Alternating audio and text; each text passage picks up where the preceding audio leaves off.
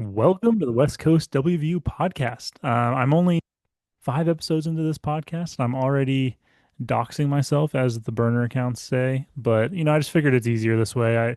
As much fun as it is to have a burner account on Twitter or on whatever you call it, it's fun.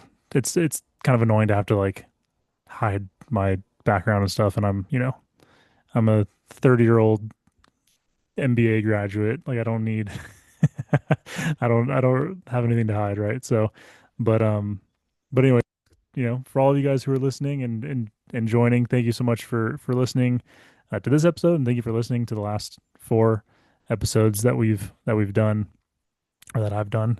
It's been a fun time. I enjoy talking West Virginia sports, and we've been talking baseball recently and some football stuff, but it's good to have you guys listening. If you guys don't know, I also do a different podcast called, well, it used to be called Lakers Carpool, but I've changed the name recently to Fadeaways on Figueroa. So, obviously I'm from the West Coast, from the LA area, big Lakers fan. So I also run that podcast as well, and it's just fun. It's a fun little hobby.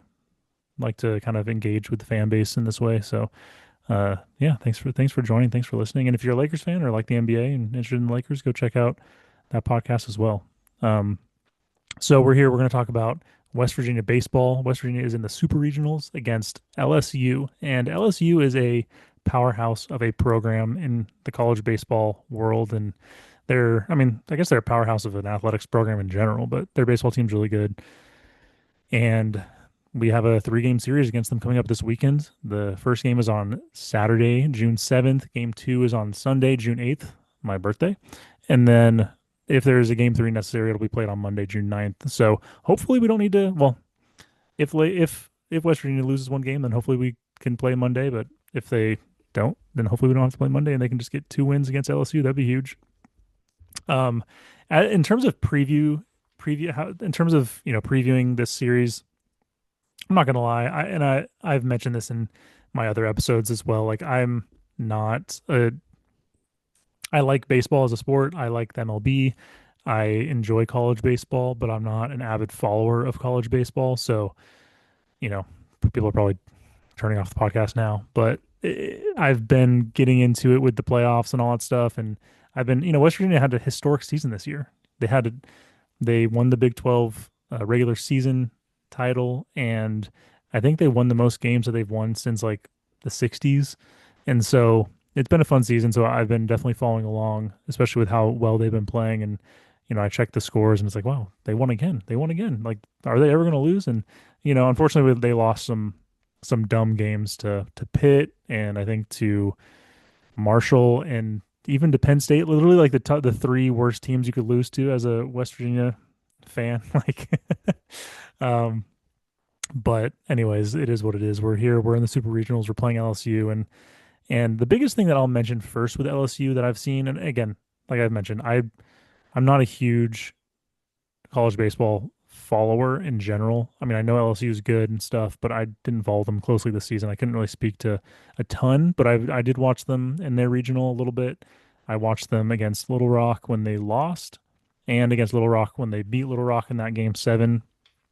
So I've seen some things here, and I think people are just kind of waiting for LSU to really get going, to turn it on. But that being said, I mean, they went 19-11 in their conference in the SEC, and the SEC is pretty good in baseball. They have some solid teams, and we saw that with how many SEC teams got into the regionals. That was a big storyline that I think I mentioned in my last podcast episode, of how many got in, how many were hosting, and then how many also lost or even were on the verge of losing, LSU being one of them in the regionals.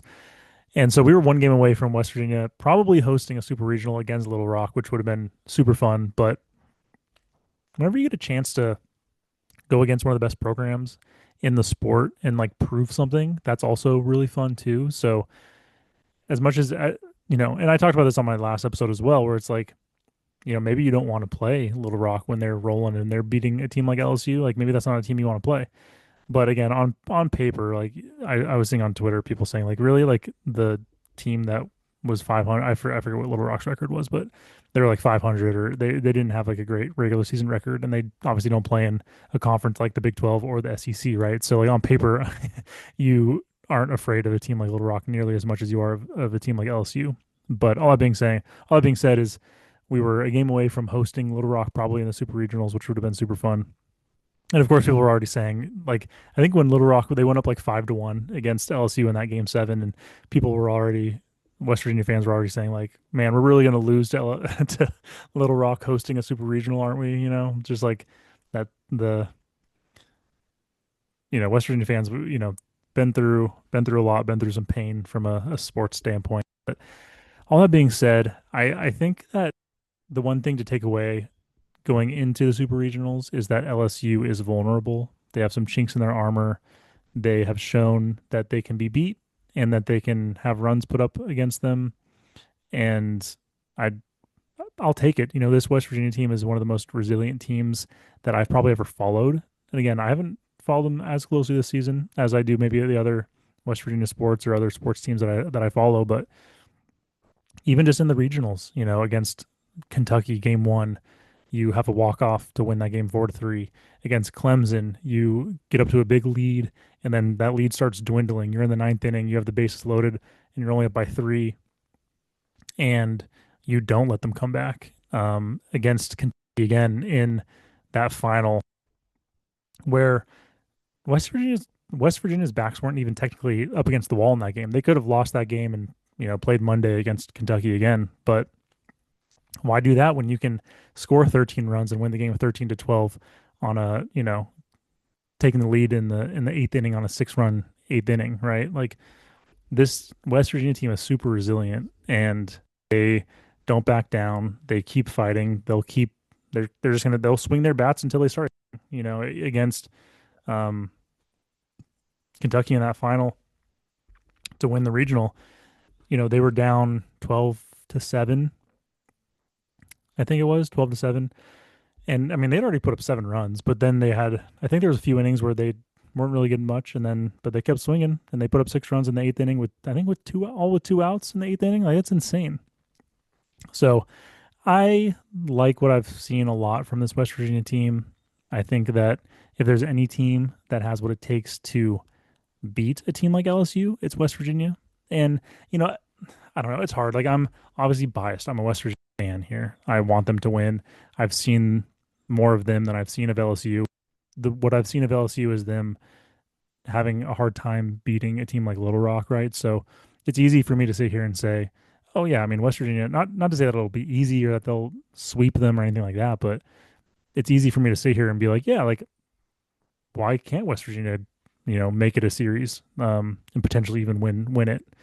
And whoever wins goes to Omaha, right? Which is like that's the College Baseball World Series. Like, that's what everyone's playing for. And um, I think they can do it. I think it boils down. I think what it's really going to boil down to, and I think maybe this isn't that crazy of a statement, especially if you guys actually follow college baseball, but I think what it really boils down to is pitching more than anything.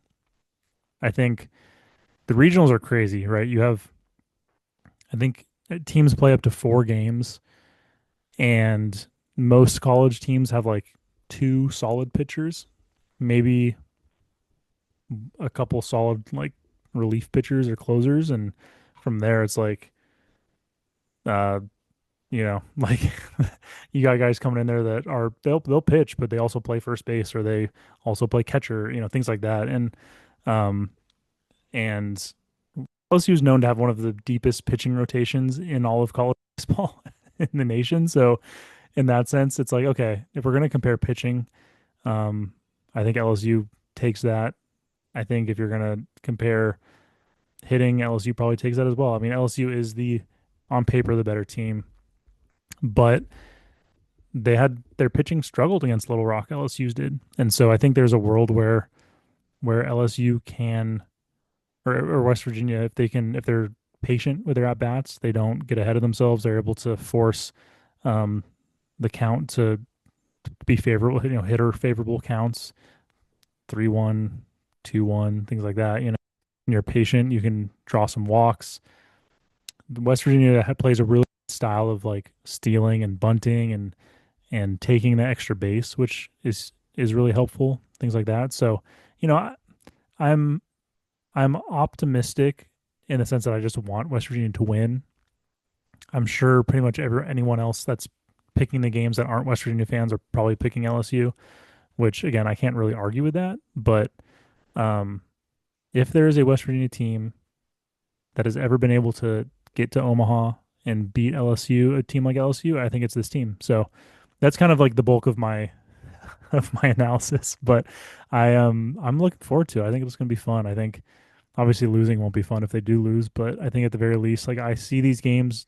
I don't see West Virginia getting blown out by a team like LSU, and I maybe I'm just naive. Maybe I don't know what I'm talking about. We'll find out. I'll We can check the receipts next week after the games are over. But I'm really looking forward to seeing how West Virginia can match up against one of the best teams in the country. And I think while it would have been very fun to host a team like Little Rock in West Virginia for the Super Regionals, seeing how we stack up in again, this is like again one of the most historic, excuse me, one of the most historic seasons in West Virginia baseball history, and you get to play one of the best programs in college baseball to try and get to the College Baseball World Series. Like, what more could you want? I'm looking forward to it. I think this team has the resiliency, the drive, the fight to not only win the series, but at the very least stay in the games and make LSU work hard. And maybe LSU, maybe the way that they played against Little Rock is going to be an eye-opening experience for them, or maybe it was an eye-opening experience for them, and they will come and play really well. After almost getting knocked out by a team like Little Rock, and maybe West Virginia gets stuck with the wrath of an LSU team that's angry about how they've played those last two games. But um, I don't know. We'll see what happens. I feel optimistic. If I were to make an official prediction, I think I would put. I don't think West Virginia wins in two games, but I think if West Virginia can get it to a third game, they can take the series. So that's my official prediction: West Virginia in three. Um, but overall, it's been fun series, fun just college baseball. I don't know. Maybe I haven't been paying enough attention to it. I mean, West Virginia made it to the supers last season. I followed that, and that super regional against North Carolina was super fun to watch. Um, Bummer to obviously not win, but to make the Sweet 16, to be the top 16 teams in a tournament of the best, in theory, the best 64 teams in college baseball is on its own a huge feat, a great honor for that team. I think with how this team has played and having this type of season to be able to get it up, to one up what they did last season and get to Omaha would be awesome. So we'll see what happens. Tune in Saturday, Sunday to see how West Virginia can play against a team like LSU and see if they can pull it off. I think they can. Um, in other news, we'll transition a little bit here to football and Beanie Bishop, man. So Beanie Bishop, if you guys don't know, he transferred to West Virginia, was a defensive back. And I'm pretty sure it was Beanie Bishop that had like that huge hit on the Pitt player on a punt return in the backyard brawl 2 years ago in Morgantown. I think it was Beanie Bishop, but he ended up being in the 1 year he played at West Virginia, he I think had a bunch of awards. He was one of the better players on the team and got drafted and plays for the Steelers now. So he's in Pittsburgh with the Steelers, and if you guys don't know, but the Pitt and the Steelers, like, they share a stadium, and because of that, they probably share, like, I don't know the extent of it, but I'm sure they share more facilities and locker rooms and all that kind of stuff. And Beanie Bishop was somewhere in those facilities, and there was a Pitt like carpet or rug, and he like did a video of him rubbing his cleats on the Pitt logo and put the location as University of Pittsburgh, but over the Pittsburgh he put like the poop emoji. So, and he put that up on his Instagram, and that's been going all around Twitter. And there's like Pitt players are they quote the tweet or whatever and saying like, "Oh, you're making it harder for your guys this season, like keeping receipts, like that kind of stuff." Like they're they're coming out talking to him, and apparently it's like the reporters asked him about it, and I mean, he's like, "Yeah, there's no love lost between us. Like we don't like them and they don't like us." Like he just said it how it is, and which like you love to see. You love to see that not only in a college football rivalry, but even like guys like he played at West Virginia for one season. He played in one backyard brawl and won that backyard brawl. And he feels the hate towards Pitt just as much as Mountaineer fans do. And it's fun. It's interesting to me, right? Like I'm not a local. I'm not from West Virginia. I'm not from Pittsburgh. I'm not from that area at all.